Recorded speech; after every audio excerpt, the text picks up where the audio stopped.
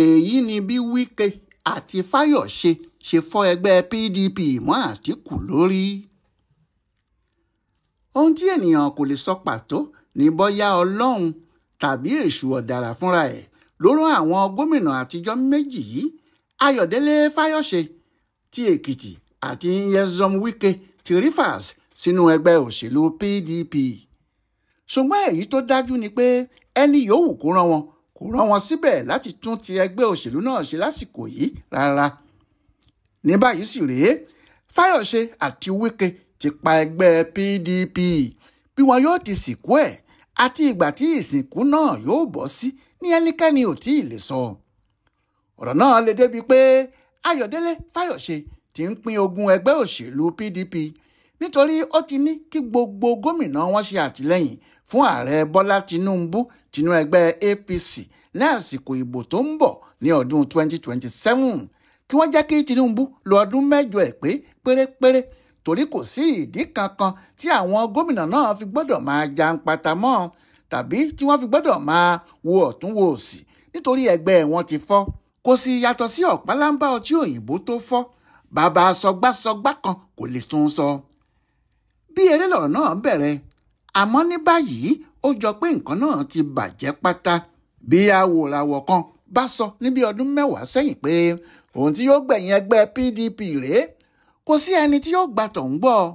Wọ́n tilẹ̀ lè ní kí wọ́n yìnbọn pa ẹrú aríran bẹ́ẹ̀ gan-an. Nígbà náà ni gbogbo àwọn èèyàn ńláńlá inú ẹgbẹ́ APC lónìí yìí wà nínú PDP, tí àwọn olóṣèlú tó lórúkọ ní Nàìjíríà kò sì rí ẹgbẹ́ míì tí wọ́n lè ṣe ju PDP lọ. Àmọ́ ní báyìí, akèrèǹgbè tí ọmọ kékeré gbérodò, akèrèǹgbè ti bọ́ lọ́nà ó fọ́. Ọmọdé kò rómi odò gbé wálé àfi omi ojú tirẹ̀ nìkan. Ẹgbẹ́ PDP ti túká, kò sì sí ohun tí ẹnikẹ́ni lè ṣe sí i àfi bí ògúlùtù tó kó sómi. Ṣùgbọ́n gbogbo àwọn tí wọ́n ń sọ̀rọ̀ náà kò rí ọ̀rọ̀ míì sọ ju pé gbogbo aburú tó bá bá ẹgbẹ́ PDP lónìí yìí, ẹ̀bi ọ̀rọ̀ náà kò sí lọ́wọ́ ẹni méjì ju ọ̀kan pàtàkì nínú àwọn aṣáájú ẹgbẹ́ náà lọ, ìyẹn Alhaji Atiku Abubakar. Atiku gan ló lọ́ aṣọ mọ́ PDP lọ́rùn tó ní òun ò ní fi ẹgbẹ́ náà sílẹ̀ àfi tóun bá di ààrẹ. Atiku yìí gan sì làwọn èèyàn ń sá fún nínú PDP.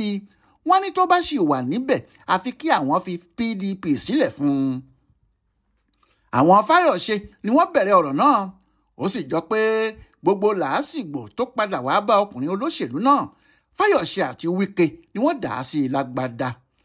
Fayose ti ń sọ tipẹ́, àmọ́ èyí tó bẹ̀rẹ̀ sí sọ láàrin oṣù kan sásìkò tá a wà yìí tó jẹ́ bẹ́ẹ̀ náà ni Wike pàápàá ń wí. Ó ti hàn pé ìgbẹ̀yìn ẹgbẹ́ PDP ti dé. Bẹ́ẹ̀ ni kì í ṣe ìgbẹ̀yìn PDP yìí nìkan, ìgbẹ̀yìn Atiku nídìí òṣèlú ẹ̀ àti lórí ọ̀rọ̀ à ń du ipò ààrẹ ni. Wike ló ti kọ́kọ́ sọ pé ẹgbẹ́ PDP kò gbáradì, wọn kò múra fún ìbò ọdún 2027 rárá. Èyí ni pé kò sì sí ẹni tí ó du ipò ààrẹ lórúkọ ẹgbẹ́ náà nítorí ẹgbẹ́ náà kò ní olùdíje, bẹ́ẹ̀ ni kò sí aṣáájú kan tí àwọn lè fà kalẹ̀ nínú ẹgbẹ́ àwọn.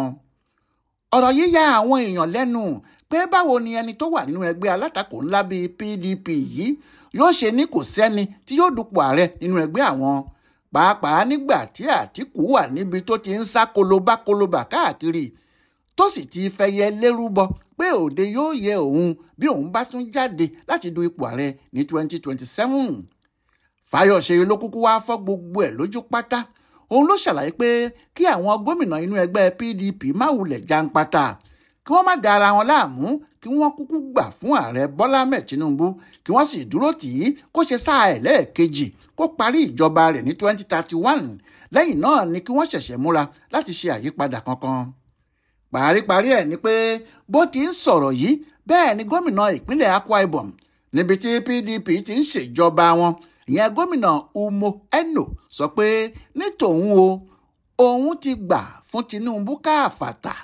Tinubu lòun yóò sì ṣiṣẹ́ fún lásìkò ìbò tó ń bọ̀ ní 2027. Òun kò lẹ́lòmíì tí òun fẹ́ bá lọ o. Àwọn tí wọ́n gbọ́ ọ̀rọ̀ yìí kò tètè yé wọn. Èrè ni wọ́n ń pè é, àmọ́ nígbà tí yóò fi di ọjọ́rú Wẹ́sídẹ̀ẹ́ ọjọ́ 23 oṣù kẹrin 2025 yìí, ọ̀rọ̀ náà ti yé wọn dáadáa.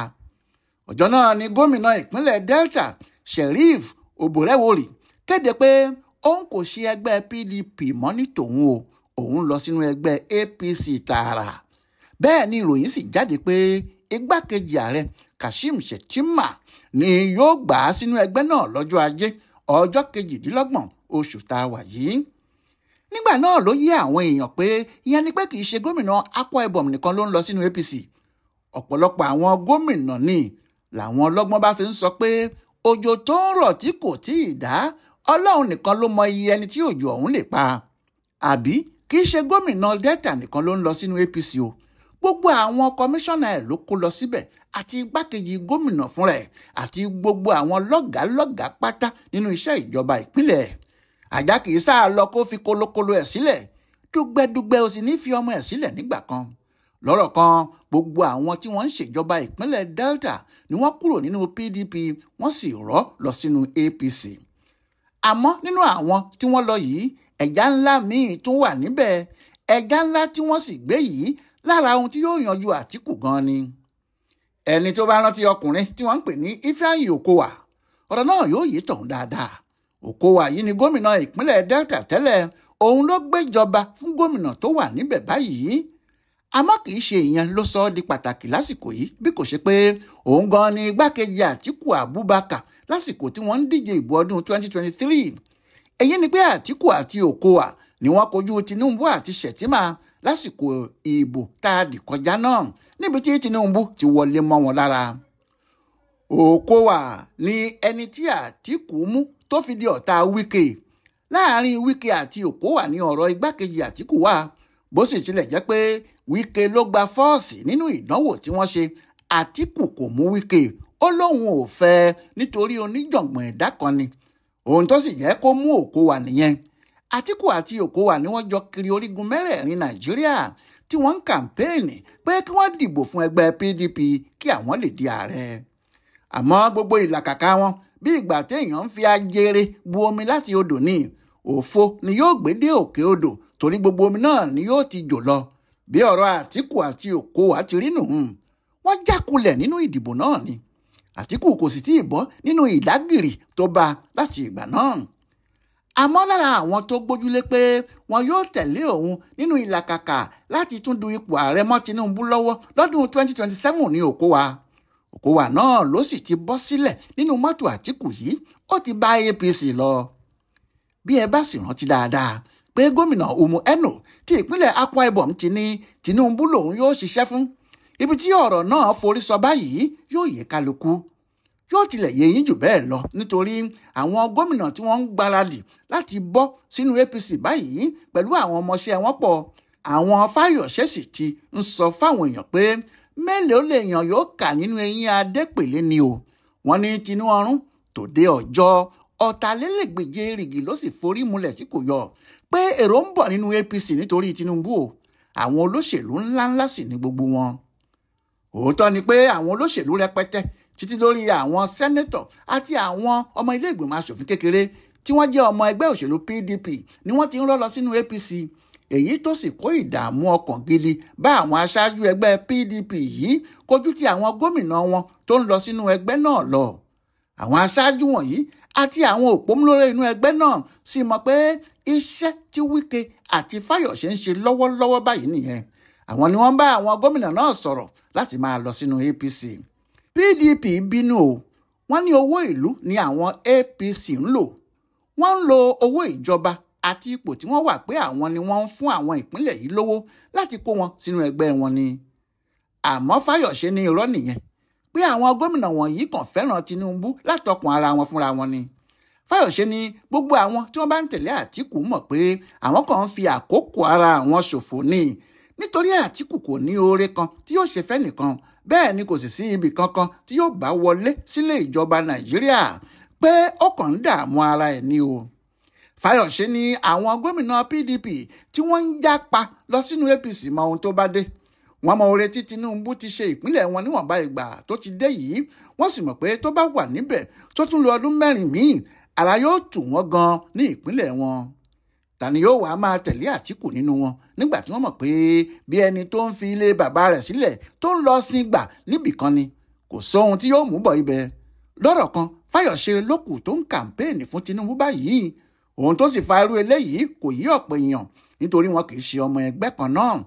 Àwọn kan ní kò sí ohun méjì tó ń ṣe Fáyọ̀ṣe ju àìníṣẹ́ kankan lọ́wọ́ látìgbà tó ti kúrò nílé ìjọba bíi gómìnà Èkìtì lọ.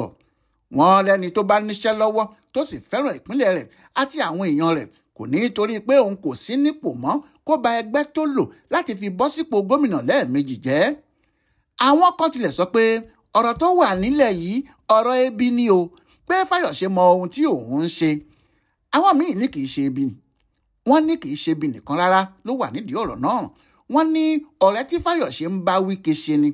Gbogbo ohun tó sì wà lọ́kàn wọn ni láti pa Atiku sáyé nídìí òṣèlú ẹ̀, pé wọ́n mọ̀ pé Atiku ló ń ba ẹgbẹ́ PDP jẹ́ àti pé tí Atiku bá ti lọ àwọn yóò padà tún ẹgbẹ́ náà ṣe.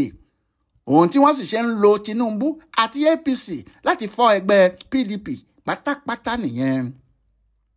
Wike ti ṣàlàyé pé kò sí ohun tó lè ṣẹlẹ̀, ẹgbẹ́ PDP yóò fọ́ tí Atiku bá ti lóun fẹ́ dupò ààrẹ. Atiku ló sì ń sáré kiri yìí, kò sì sí ohun méjì fún eré àsáforísọ̀gbọ̀nná tó ń sá ju láti tún kọ̀ǹtẹ́ẹ̀sì. Ó fẹ́ du ipò ààrẹ ní 2027 ni. Bó sì tilẹ̀ jẹ́ pé gbogbo àwọn aṣáájú ẹgbẹ́ yìí ni wọ́n mọ̀ bẹ́ẹ̀ tí wọ́n sì ti ń pariwo kò sí ẹni tó lè dá Atiku dúró nínú gbogbo wọn. Kàkà kó sì dúró, níṣe ló ń lọ kó àwọn míì wá láti ta pé kí wọ́n jẹ́ kí àwọn jọ ṣe àṣepọ̀ kí àwọn sì gba ìjọba lọ́wọ́ Tinubu ní 2027. Ohun tó ń dùn àwọn Wike rèé, tí òun àti Fáyọ̀ṣe sì pawọ́pọ̀ láti já àwọn gómìnà àti àwọn aṣòfin PDP gbà fún APC. Olóyè Bọ̀dé George tí í ṣe ọ̀kan nínú àwọn aṣáájú ẹgbẹ́ náà mọ ohun tó ń lọ. Ọ̀rọ̀ náà sì ń dùn ún. Òun náà ló sì ti sọ tẹ́lẹ̀ pé bí Atiku bá lóun yóò du ipò ààrẹ, àjẹ́ pé ó fẹ́ fọ́ ẹgbẹ́ PDP ni. Àmọ́ kò gbà pé kí àwọn Fáyọ̀ṣe ṣe bí wọ́n ti ń ṣe yìí. Ó ní bó bá tilẹ̀ jẹ́ ti Fáyọ̀ṣe nìkan, tó bá jẹ́ òun ló ń sọ gbogbo ohun tó ń sọ yìí pé Tinubu lòun fẹ́ tẹ̀lé, kò sí ohun tí yóò dààmú òun nínú ìyẹn, nígbà tó jẹ́ pé ohun tó bá wu ẹlẹ́nu ló lè fẹnu ẹ̀ sọ. Ṣùgbọ́n kí àwọn gómìnà PDP máa ní Tinubu làwọn fẹ́ ṣiṣẹ́ fún, pàápàá irú gómìnà Akwa Ibom tó ń sọrú ọ̀rọ̀ yìí tó sì jẹ́ ìpínlẹ̀ tí PDP ti gbilẹ̀ láti ọdún tó pẹ́ wá ni. Ó ní ọ̀rọ̀ náà bà òun lẹ́rù gidi. Òun sì mọ̀ pé inú ewu ni PDP wà, ó ń fẹ́ rì sínú agbami. Àmọ́ pẹ̀lú gbogbo ohun tó ń sọ yìí, Atiku no gree for anybody o. Atiku ò gbàfẹ́ nìkankan rárá.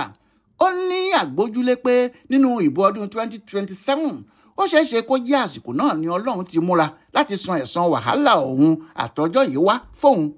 Ìyẹn ni ò ṣe gbà. Ohun tí àwọn Wike àti Fáyọ̀ṣe rí rèé, tí wọ́n sì bẹ̀rẹ̀ sí ṣiṣẹ́ lójú méjèèjì, tí wọ́n sì ń gbé inú PDP, tí wọ́n ń fi hámà já ilẹ̀kùn ilé ẹgbẹ́ náà, tí àwọn ọmọ ẹgbẹ́ sì ń rọ́ jáde níkọ̀ọ̀kan. Ní báyìí, Wike àti Fáyọ̀ṣe ti fọ́ ilẹ̀kùn PDP, àwọn ọmọ ẹgbẹ́ sì ti ń fò síta. Ohun tí Atiku wá fẹ́ ṣe ní ìsinyìí lẹ́nìkan ò tí mọ̀ o. Àmọ́ ohun tó hàn gbangba ni pé wọ́n ti fọ́ ẹgbẹ́ náà mọ́ lórí. Bóyá òun náà yóò wá sá jáde nínú ilé ọ̀hún tàbí kò ní sá jáde. Bóyá yóò sì wá ibòmíì tí yóò ti du ipò ààrẹ ni kò tí ì sẹ́nìkankan tó lè sọ. Àmọ́ bó bá jẹ́ bí nǹkan ti wà yìí ni, orí òfurú jágádó ní Atiku fúnra ẹ̀ wà. Àfòmọ́ tí kò rí gbòǹgbò fi múlẹ̀ níbìkan ni ẹgbẹ́ PDP fọ́mọ́ lórí po. Ọláyíwọlá alága ló ṣe àtúnyẹ̀wò ohun tó ń ṣẹlẹ̀ nínú ẹgbẹ́ PDP lásìkò yìí fún bùdó àgbáyé fún àṣà àtìṣe Yorùbá World Center nínú ọgbà Yunifásítì Ìbàdàn. Ẹ kú kalẹ̀.